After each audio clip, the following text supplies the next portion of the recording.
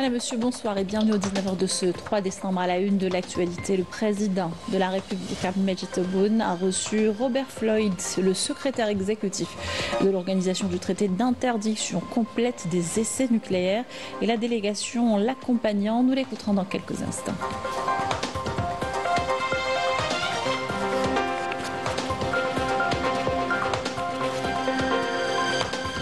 Journée internationale des personnes handicapées ce 3 décembre. Nous parlerons de la production locale de fauteuils roulants électriques lancés dans une unité à Tizi Ouzou, un moyen de renforcer l'indépendance des handicapés moteurs.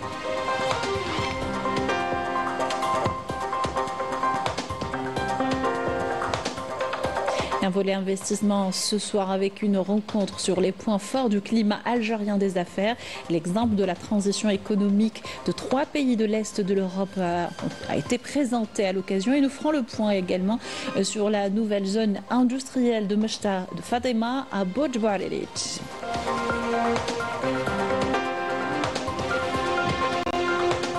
À l'étranger, la rue marocaine réclame le départ du chef du gouvernement et dénonce ses pratiques accentuant la précarité du peuple. Une situation largement dépeinte par le journal français Le Monde. Nous y reviendrons dans cette édition.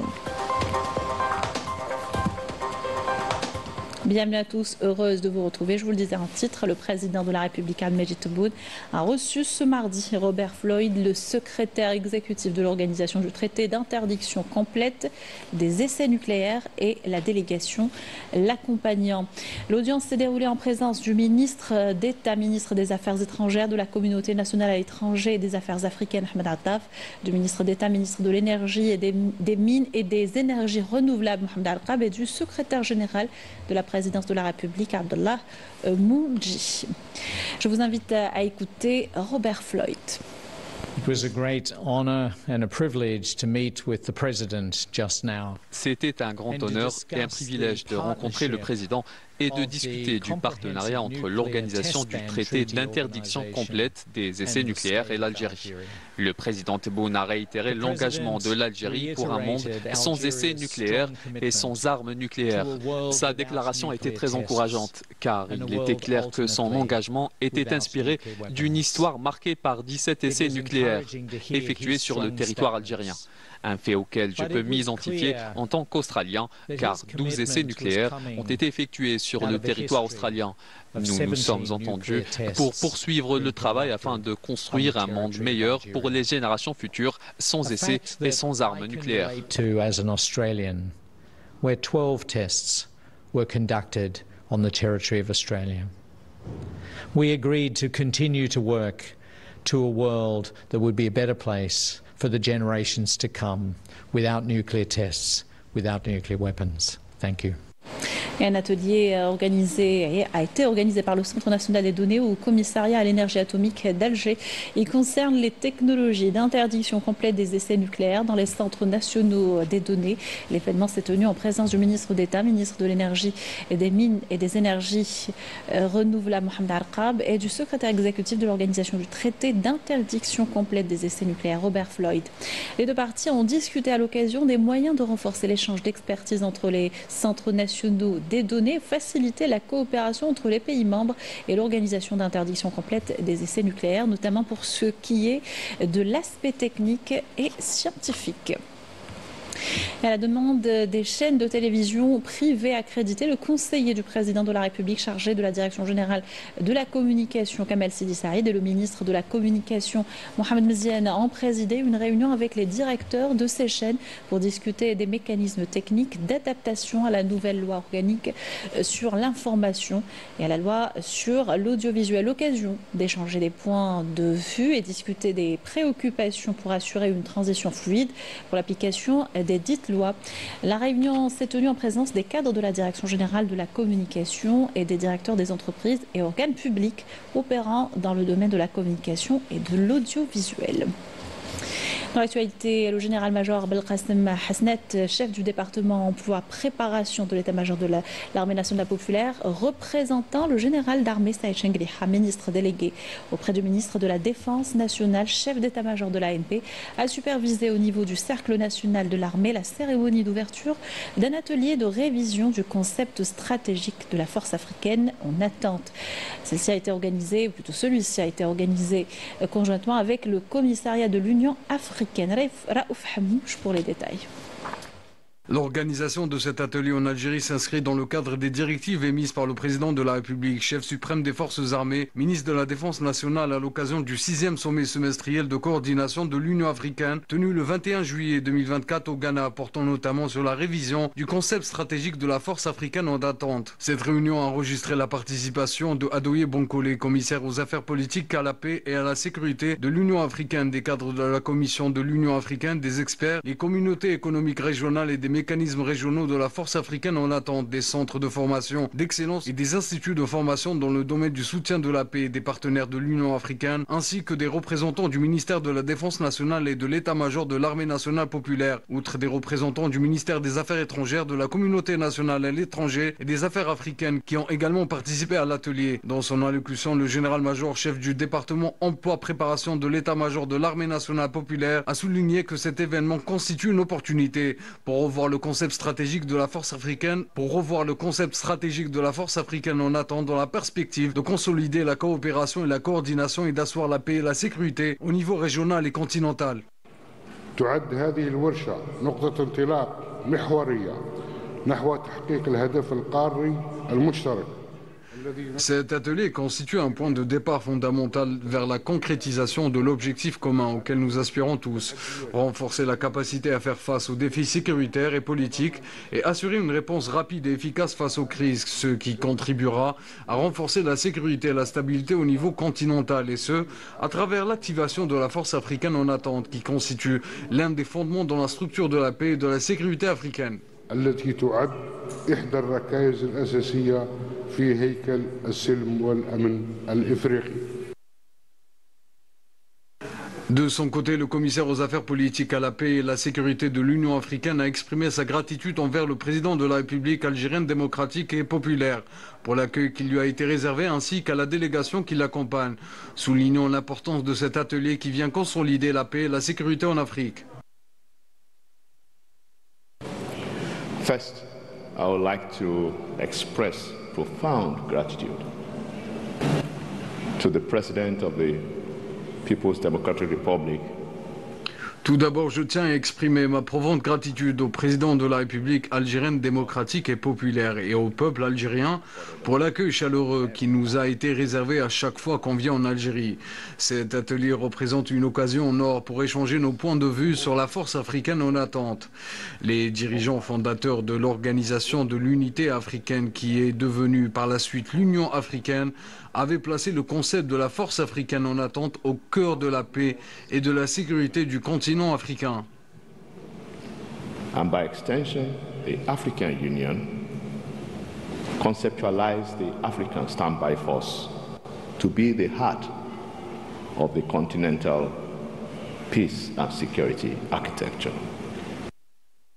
Les travaux de cet atelier, qui se sont déroulés sous forme de réunion, ont été une occasion d'échanger les visions sur les questions d'intérêt commun et d'examiner la situation actuelle et les évolutions ayant trait à la paix et à la sécurité sur le continent africain, et de réviser le concept stratégique de la force africaine en attente en tant que dispositif commun pour les États membres de l'Union africaine dans le cadre de l'architecture africaine de paix et de sécurité, afin de relever les défis sécuritaires de l'heure en Afrique.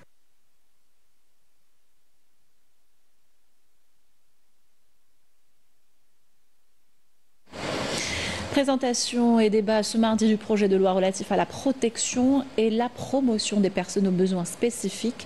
Elle coïncide avec la Journée internationale des personnes handicapées, célébrée cette année sous le thème « Renforcer les capacités entrepreneuriales ». Une réaffirmation pour une inclusion de cette frange de la société. Et dans une étape vers plus d'autonomie, la production locale de fauteuils roulants électriques a été lancée par l'Office national des appareillages, remplaçant ainsi les importations coûteuses. L'unité se trouve à Tizi Ouzou. Abdelaziz Ali Majda Jahmoud nous en parle. Autrefois importés, les fauteuils roulants électriques sont désormais fabriqués en Algérie. Une réussite rendue possible grâce à l'expertise de Mouloud et ses collègues au sein de l'unité de l'Office national d'appareillage et d'accessoires pour personnes handicapées au niveau de Tizi Ouzou. Nous produisons environ 1000 fauteuils roulants électriques annuellement et 7000 chaises roulantes manuelles. Une production que nous comptons revoir à la hausse sur le long terme pour atteindre 10 000 fauteuils manuels et 5000 fauteuils électriques. Ces fauteuils, offerts gratuitement aux personnes à mobilité réduite affiliées à la sécurité sociale, sont conçus pour garantir un maximum de confort avec des fonctionnalités innovantes pour faciliter leur utilisation. Ce produit 100% algérien ouvre également de nouvelles perspectives en matière de création d'emplois au niveau local. Nos chaises sont standards avec des options comme des accoudoirs dont la largeur et la hauteur sont réglables. Le dossier est inclinable et réglable sur plusieurs positions. Idem pour les repose-pieds. Je confectionne les coussins, les sangles et les housses de protection pour batterie. Je suis diplômé de la formation professionnelle. J'ai décroché un poste dans cet atelier où nous procédons à la fabrication des fauteuils roulants. Toutes les étapes de la production se font ici jusqu'à l'obtention du produit fini. Le secteur de la sécurité sociale accorde une grande importance à l'insertion socio-professionnelle des personnes à mobilité réduite, notamment à travers les services fournis par l'Office national d'appareillage et d'accessoires pour personnes handicapées. La prise en charge des réfugiés au cœur de discussions, d'entretien ce mardi entre la présidente du Croissant Rouge algérien et le haut-commissaire adjoint pour les réfugiés, Raouf Mazou, en visite en Algérie. Les deux parties ont par ailleurs, ou plutôt se sont rendues par ailleurs, dans l'une des structures d'accueil du Croissant Rouge algérien, spécialiste dans la prise en charge médicale et psychologique des réfugiés. Un volet investissement avec tout d'abord cette rencontre organisée par l'AAPI en coordination avec la délégation de l'Union européenne en Algérie.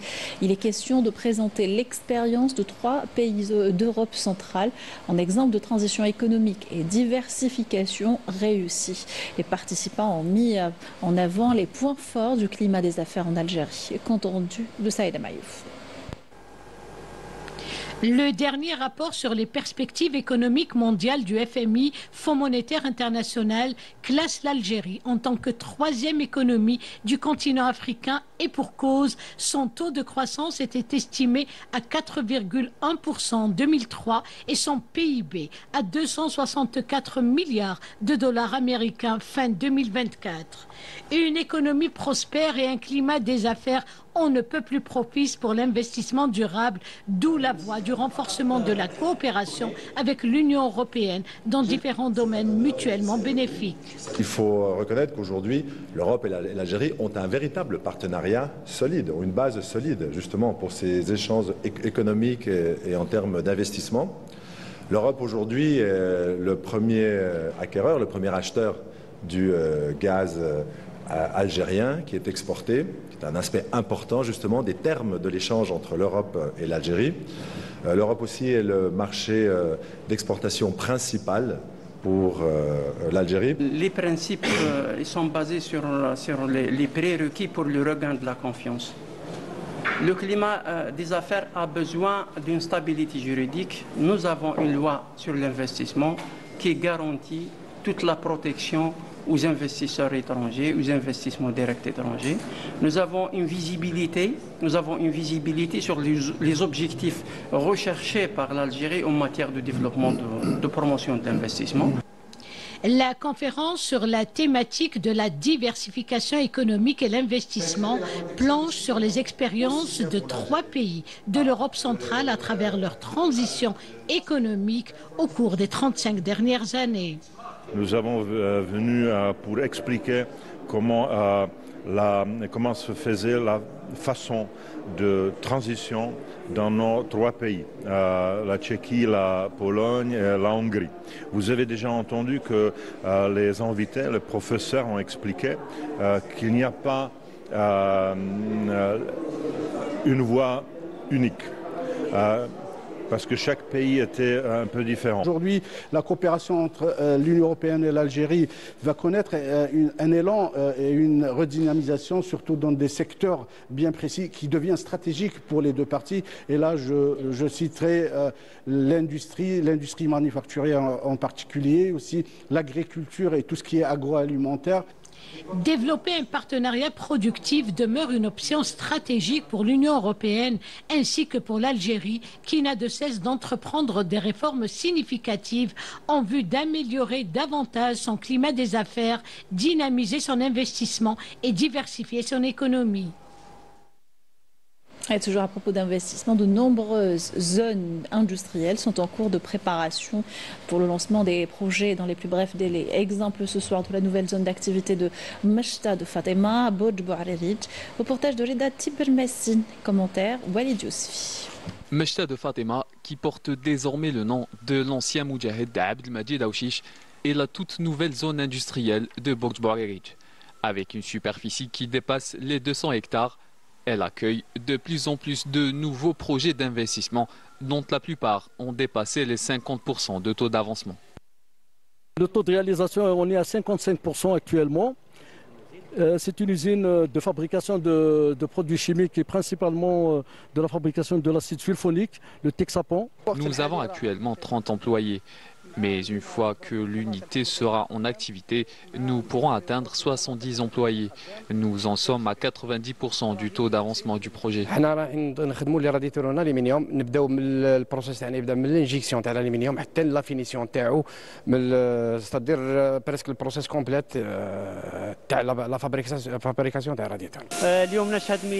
Nous assistons aujourd'hui à la naissance d'une nouvelle unité au sein de la wilaya de Bodj Bouarerij, laquelle, on l'espère, fera partie du programme des pouvoirs publics visant la création de 20 000 unités industrielles. Cette zone se retrouve aujourd'hui au cœur de la dynamique industrielle de Bodj Bouarerij. Elle a vu le jour après la saturation de l'ancienne zone. La wilaya, qui est passée de pôle agricole à pôle industriel en quelques années seulement, peut aujourd'hui compter sur une vingtaine de zones d'activité. Nous avons recensé plus de 40 projets d'investissement en cours de réalisation au niveau de cette zone industrielle. Ils devraient entrer en service durant l'année 2025. 40 unités qui devraient permettre la création de plus de 4000 postes d'emploi. 16 viennent d'entrer en production dans la zone, offrant 1500 emplois. 24 autres suivront à très court terme et permettront la création de près de 1000 emplois. Avec le reste des unités en cours de réalisation, la population locale bénéficiera au total de 10 000 postes d'emploi. Conformément aux instructions du président de la République et suite au développement de la situation sécuritaire en Syrie, une cellule de crise a été mise en place hier au siège du ministère des Affaires étrangères, de la communauté nationale à l'étranger et des Affaires africaines pour la prise en charge des Algériens établis dans ce pays. L'ambassade d'Algérie à Damas a mis à la disposition de la communauté algérienne résidant dans le pays les numéros de téléphone qui s'affichent sur votre écran.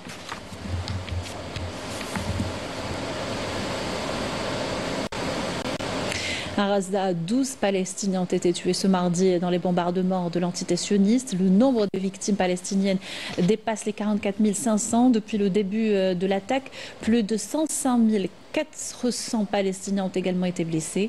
Gaza compte actuellement le plus grand nombre d'enfants amputés par habitant au monde, dont beaucoup ont perdu leurs membres et subissent des interventions chirurgicales sans anesthésie, a affirmé Philippe Lazzarini, le commissaire général de l'UNRWA.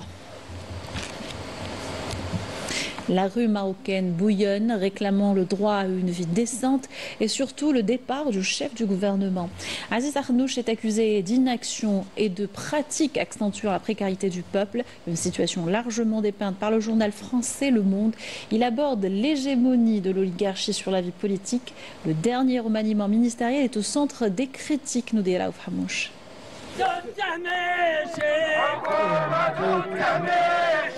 Clientélisme, conflit d'intérêts et gabegie, des pratiques adoptées par le chef du gouvernement marocain Aziz Akhnouch et mises à nu par le journal français Le Monde, lequel a révélé dans un récent article que l'homme du Marzen renforce par ses procédés l'oligarchie et aggrave la crise sociale dans son pays. Le Monde a dévoilé le modus operandi d'Arnouch qui procède systématiquement à la nomination de proches, même sans expérience, dans le but d'asseoir son pouvoir. C'est le cas du nouveau ministre de l'Éducation qui est en réalité un homme d'affaires ayant construit sa fortune dans l'industrie du chocolat. Le Monde a également cité la nomination de personnalités liées à son holding Aqua Group à des postes clés, renforçant ainsi l'influence de son groupe économique et suscitant des interrogations sur l'indépendance des institutions et leur capacité à accomplir leur mission sans l'interférence de ces gens, de l'argent et du pouvoir. Le journal affirme que ces pratiques témoignent d'une mainmise oligarchique sur l'exécutif, suscitant de vives critiques du peuple marocain. Des familles entières sont appauvries, ne peuvent plus subvenir à leurs besoins. En termes de chiffres, il y a une augmentation de 400% sur les produits de première nécessité. Plus de 50% des jeunes Marocains sont au chômage. Le Monde rappelle également que ces mauvaises habitudes de la vie politique marocaine renvoient aux accusations de complicité entre les élites politiques et économiques qui ont secoué le pays en 2011. Le journal a averti que le danger de la corruption et des conflits d'intérêts est devenu encore plus manifeste avec le dernier remaniement ministériel opéré par Arnouch. Le gouvernement a tourné le dos aux Marocains et a touché à leurs biens. Nous sommes là pour réclamer des augmentations de la retraite car nous n'arrivons plus à subvenir à nos besoins. Le journal a conclu que le gouvernement Arnouch fait face à des difficultés majeures pour honorer ses promesses, ce qui le place devant un test populaire difficile lors des prochaines élections, dans un climat de préoccupation croissante quant à une aggravation continue de la crise sociale. Voilà qui termine notre journal. Merci de l'avoir suivi. Excellente soirée sur Canal Algérie.